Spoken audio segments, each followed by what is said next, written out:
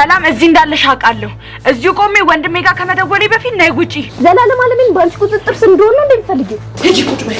ወንድምሽ ሲመጣም እንደምመልሽለት ነው እንጂ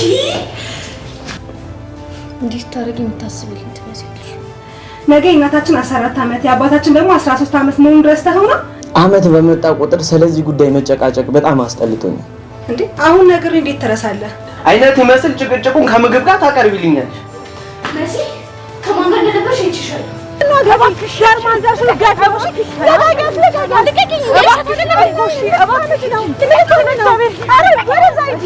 ይኸውልሽ ወንድሜ አንድ ነገር ያርገኝና ከማን ጋር እንደነበርሽ እናገራለሁ።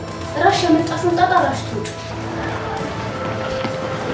ናቲና ተህዋል እንዴ ወንድሜ እቺ ምንድን ነው? እስኪ መላኩ የተረዳሁት ነገር ቢኖር አንድ ነገር ሆኖ እንኳን እንደማይደርስልኝ ነው።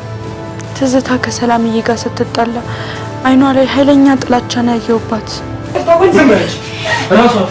ራሷ ተናገር